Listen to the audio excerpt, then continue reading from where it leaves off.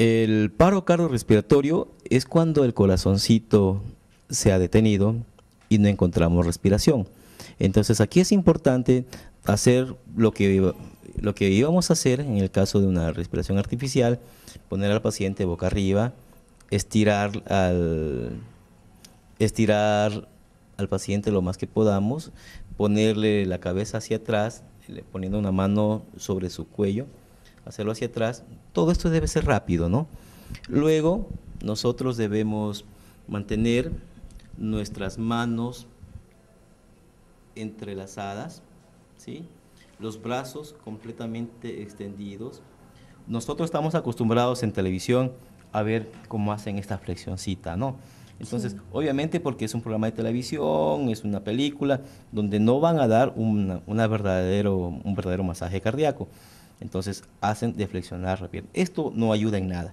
Tenemos que mantener los brazos estirados, firmes, y ponerlos sobre el pecho del paciente, sobre su tatilla izquierda, y hacer presión. Esta presión debe ser con fuerza, debe ser rápida y levantarla de forma brusca. Entonces, debemos hacer esto 3 veces seguida. Debemos alternarlo con respiración artificial. Si no tenemos otra persona que nos ayude a hacer la respiración artificial y nosotros nos podemos dedicar directamente a la resucitación o al masaje cardíaco, entonces nos va a tocar alternar, hacer la respiración artificial y el masaje cardíaco hasta que la persona reaccione. Obviamente debemos recordar que debemos revisar primero que no haya nada en la boca, que el paciente esté boca arriba, y cuando debemos también detenernos un momento a sentir si el corazón ha empezado a latir. Debemos apegar nuestro oído y, y seguirlo intentando. El paro respiratorio en un adulto es diferente al de un niño. ¿Cómo se lo debe dar a un niño? Es completamente diferente, ya que un masaje cardíaco en adulto, una resucitación bien hecha en un adulto puede inclusive producirle la ruptura de 2 o 3 costillas, ¿sí? Pero es una medida salvatoria. Entonces, esa fractura de costillas va a hacer que el corazón reaccione y va a empezar a esa persona, digámosle la palabra, va a resucitar, vamos a revivirle, ¿sí? Porque justamente las técnicas son técnicas de resucitación. Entonces, en un niño es completamente diferente. Le limpiamos toda su área oral, revisamos que no tenga botones, que no tenga caramelos, que no tenga nada en la boca. Limpiamos y procedemos a hacer. La respiración artificial en los niños no tenemos que tapar la nariz. Tenemos que empezar a soplar sobre su nariz y sobre su boca. Sí, embocamos completamente su nariz y su boca y vamos a darle de manera más suave y más lenta, y fijándonos que se esté levantando el pechito. Y la respiración va a ser con estos 2 dedos, ¿sí? Con el índice y el dedo medio o corazón. Entonces vamos a producir una presión sobre su tetilla izquierda, de una presión firme, dura, y vamos a levantar. Entonces este soltar rápido va a hacer que el corazón del niño reaccione. No tenemos que usar extremadamente fuerza, no tenemos que romper costillas en un niño, porque ellos tienen todavía las costillas un poquito cartilaginosas, entonces nos permiten entrar un poquito más con la presión sin que se rompa. Pero es importante, por sobre todo, tener en cuenta que ese niño puede ser su hijo, ¿sí? Entonces, por favor, hagamos algo y hagámoslo rápido. En caso de emergencia, ¿cómo se debe trasladar a un lesionado? En ocasiones los accidentes no son en la comodidad de su hogar, no son en la puerta de su casa. Entonces necesitamos trasladar quizás varios metros, varios kilómetros a una persona. Muchas veces puede estar esa persona accidentada solo con usted, o usted es el único que la encuentra. Entonces, primero tomar en cuenta todo lo que hemos hecho anteriormente, y si es que usted está solo, o está acompañado. Si es que la persona que le va a ayudar está consciente o está inconsciente. Si está consciente, pues lo primero que se debe hacer cuando se encuentra una persona que está accidentada es tranquilizarlo, calmarlo, darle ánimo, darle esperanzas de ayuda y sobre todo decirle que se va a poner bien, que se deje ayudar. Y si está inconsciente, pues no darle de beber, no darle de comer. Una persona que está inconsciente usted no debe darle de comer o beber nada. Entonces, debemos de cargarle sobre nuestros hombros y mantenerlo, pues, su brazo sujeto para que no, como tengo así el micrófono, para que la persona no se caiga. Y a lo mejor podamos llevarlo teniendo una mano libre para podernos ayudar, quizás agarrarnos en algún árbol, alguna rama y poder caminar. Entonces, esto es la manera más común. En ocasiones, pues no habrá cómo hacer eso. Habrá que arrastrar al paciente. En ocasiones tendremos que hacer una camilla y alarlo solo. Si estamos con más personas, podemos hacerle una camilla, llevarlo entre 2 o más, ¿no? En ocasiones vemos que hay alguna fractura, pero a veces en vez de ayudar, como hay personas que las únicas que pueden socorrer, ¿no? Tal vez los accidentados son 2 y una persona se encuentra bien y la otra persona se encuentra con alguna fractura, pero en el momento del susto y el apuro, o sea, lo único que uno piensa es tratar de ayudar, el cómo poder ayudar, pero como uno no se conoce de los primeros auxilios y cómo se debe trasladar a una persona que sufre de lesiones, en vez de ayudar, creo que a veces, bueno, la forma que los llevamos, los tratamos de ayudar, creo que complicamos también un poco las cosas. Así es. Cuando usted llega a un lugar o está en un lugar donde sucede un accidente, ¿a quién vamos a ayudar primero? Vamos a ayudar primero no al que está gritando, no al que está diciendo, hey, ayúdeme, auxilio, socorro. No, vamos a ayudar al que está tranquilito, porque puede estar mucho más grave, ¿sí? Entonces, la primera persona que ayudamos es a esa persona que está inconsciente, que está prácticamente aturdida sin poder pedir ayuda. Ahí vamos a ayudar primero. Y me decía lo de las fracturas, es muy cierto.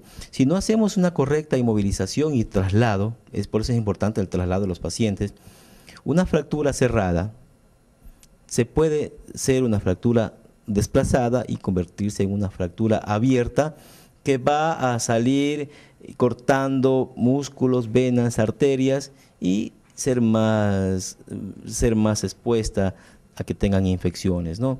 Entonces es importante, por sobre todo, tener mucho cuidado en la movilización de los pacientes para evitar darles complicaciones diversas y complicaciones que en vez de ayudarle como quisiéramos, tendremos que lamentar el no haberle dado la correcta manera de trasladarlo. Podemos estar conscientes de hacer una silla de manos, que se pone la mano derecha sobre el codo izquierdo y toma con la mano izquierda el codo derecho de la otra persona y la otra persona hace exactamente lo mismo. Entonces, esta es una silla de manos sobre la cual podemos asentar a la persona y la persona puede abrazarnos y entre 2 podemos trasladar también a un herido.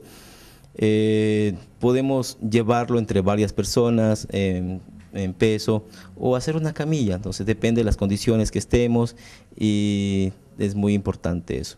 También cabe recalcar que lo primero que hacemos cuando vemos una persona inconsciente o con problemas que necesiten nuestra ayuda es aflojarle la camisa, corbata, correas, inclusive desabrigarle un poco. Entonces tenemos que tomar en cuenta esto. ¿Cómo se debe trasladar a una persona que sufre de una lesión en la espalda? A una persona que ha tenido un problema en su columna vertebral, ya sea en cuello o en espalda, hay que tratar de movilizarle con mucho cuidado. La movilización debe ser en plancha, ¿sí? Y hay que ponerle al paciente sobre una superficie rígida, sobre una superficie dura. Podemos usar una tabla de planchar o burrito de planchar, creo que le llaman. Debemos usar una puerta, podemos usar hacer una camilla con tablones, ¿sí? Lo importante es que sea una superficie rígida y debe estar inmovilizado, inclusive sujeto para que no se mueva. Tener muy en cuenta que si a estos pacientes no le trasladamos de esta manera, vamos a provocar en ellos que estas lesiones se desplacen y producir inclusive una sección o corte de la vértebra, de la médula vertebral, y va a haber parálisis de allí para abajo. Si es a nivel lumbar, podemos tener una persona pues prácticamente parapléjica. Si la lesión es a nivel del cuello, a nivel de cervicales, y hay el desplazamiento y sección o corte de las vértebras de la columna vertebral a ese nivel, la persona puede quedar cuadripléjica, entonces prácticamente del cuello para abajo sin ningún tipo de movimiento. Entonces esto es lo que pudiéramos evitar tomando en cuenta estos pequeños detalles. ¿Cómo se puede detener una hemorragia? ¿O qué se debe hacer para, en caso de alguna persona, si alguna persona se encuentra con una hemorragia, para socorrer a esa persona? Una persona que está con hemorragia, debemos tener en cuenta que esta puede ser interna o externa. Entonces, las hemorragias, las que nosotros vemos, son las hemorragias externas. Lo primero que debemos hacer es, sobre ese lugar, ponerle lo que tengamos a mano, ¿no? Una franela limpia, una camiseta, algún trapo, y hacerle presión y mantener esa presión sobre el lugar que está sangrando. No hacer torniquetes. Si hacemos un torniquete, si amarramos ese lugar, se va a producir una necrosis de los tejidos y eso va a darnos una complicación peor. Entonces, si escucha muy frecuentemente que hagamos un torniquete, nunca torniquetes. Siempre debemos poner un trapo y sobre ese pañuelito, trapito que pongamos, mantener la presión y trasladar al paciente. Si es en el brazo, mantenemos la presión en el corte, en el brazo, y podemos llevarlo, inclusive el mismo paciente puede ir caminando, pero usted le va manteniendo la presión hasta llegar a un lugar, a un centro médico, donde pueda recibir ayuda y solucionar el problema. La preocupación mayor es que si la hemorragia es interna, entonces puede tener por un golpe, puede tener una ruptura del hígado, ruptura del vaso y tener un sangrado interno. Entonces aquí el paciente va a ponerse frío, sudoroso, va a estar angustiado, va prácticamente a decaer, va a terminar el paciente quedándose dormido, y si no es llevado a tiempo y ser intervenido quirúrgicamente, ese paciente puede morir.